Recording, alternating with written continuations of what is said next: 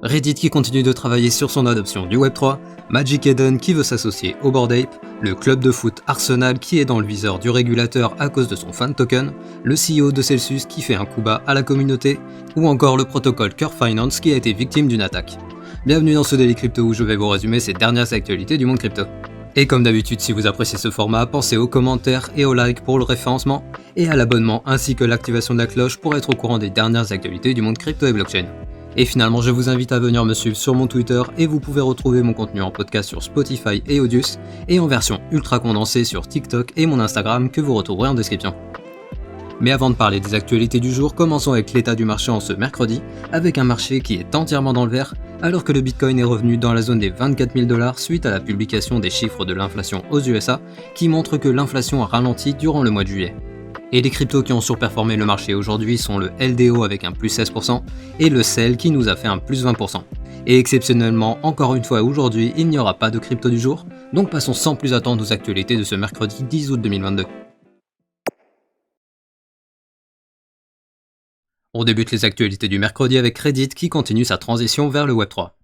Tout d'abord, je vous rappelle que la plateforme avait annoncé il y a quelques semaines le lancement d'avatars numériques sur Polygon, et on sait également que depuis 2020, ils travaillent sur un système de points de communauté avec des jetons qui pourront servir de récompense pour les utilisateurs et qui pourront aussi avoir un rôle de gouvernance. A savoir qu'en 2021, la plateforme avait déjà lancé une phase de test sur 2 subreddits, en passant par une solution développée par Arbitrum, qui est la plus importante des solutions de deuxième couche d'Ethereum en termes de valeur bloquée. Et visiblement cette phase de test a été très concluante, car on apprend aujourd'hui que la plateforme signe un partenariat avec Arbitrum Nova, le nouveau réseau mis en ligne par Offchain Labs, qui promet des frais de transaction qui sont très faibles.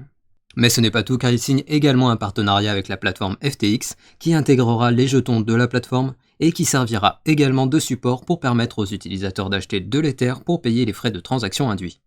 Et donc ici on voit que Reddit continue d'avancer sur l'inclusion de solutions du Web3 pour donner de plus en plus de pouvoir à la communauté et pour proposer de nouvelles façons d'utiliser la plateforme.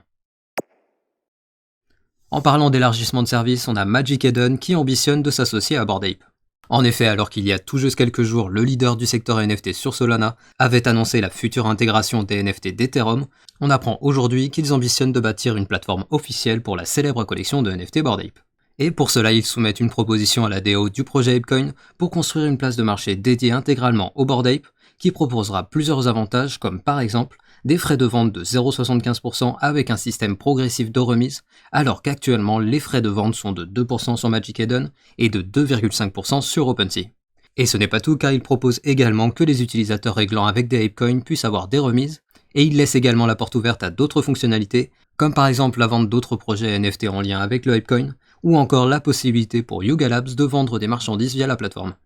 Mais pour le moment, je précise qu'il ne s'agit que d'une proposition, et s'ils parvenaient à signer un partenariat avec la DAO, ce serait un très bon coup pour Magic Eden qui pourrait faire de plus en plus de concurrence à la plateforme OpenSea.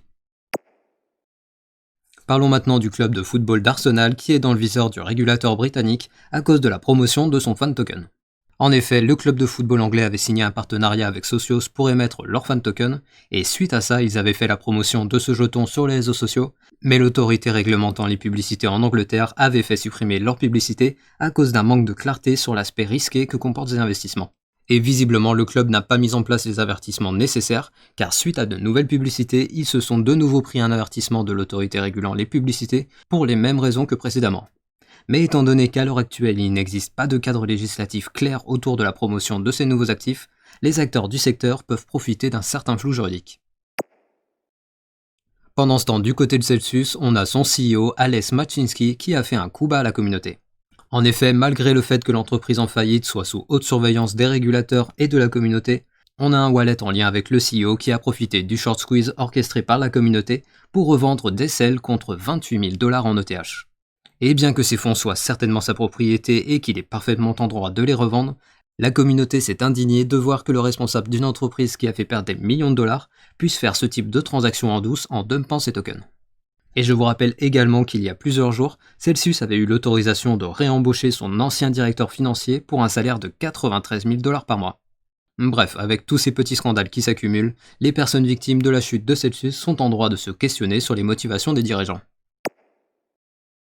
Et sans transition, on a eu Curve Finance qui a été victime d'une attaque. Tout d'abord, je vous rappelle que Curve Finance est un protocole DeFi très populaire, avec à l'heure actuelle 6 milliards de dollars de valeur bloquée, ce qui le place en 4ème position en termes de TVL.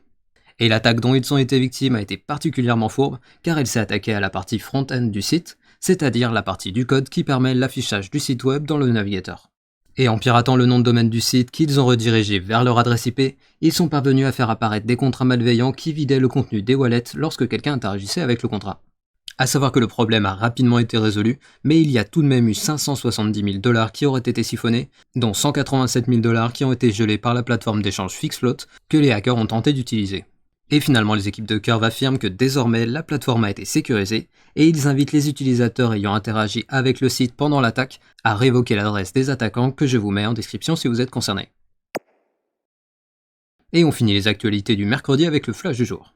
Tout d'abord, on a Vitalik Buterin qui a révélé lors d'une discussion sur Twitter qu'il s'était servi du mixeur Tornado Cash pour faire un don à l'Ukraine. Ensuite, on a l'action de Twitter qui a monté de 5% suite à la revente de 7,92 millions d'actions de Tesla par Elon Musk pour une valeur de 6,88 milliards de dollars. Et finalement, on a l'action de Coinbase qui, après avoir profité du partenariat avec BlackRock, s'est pris à moins 10% suite à l'annonce d'une perte d'1 milliard de dollars sur les résultats du deuxième trimestre. Ainsi se termine le Daily Crypto du mercredi, et je vous invite à venir me suivre sur mon Twitter que vous retrouvez dans la description, et je vous rappelle également que vous pouvez retrouver mon contenu en version podcast et en ultra condensé sur les différentes plateformes que vous trouverez en description. Et comme d'habitude, pensez au like pour le référencement de la vidéo, et à l'abonnement ainsi que l'activation de la cloche pour être notifié dès que je sors une nouvelle vidéo. Et je vous dis à demain pour un nouveau Daily Crypto.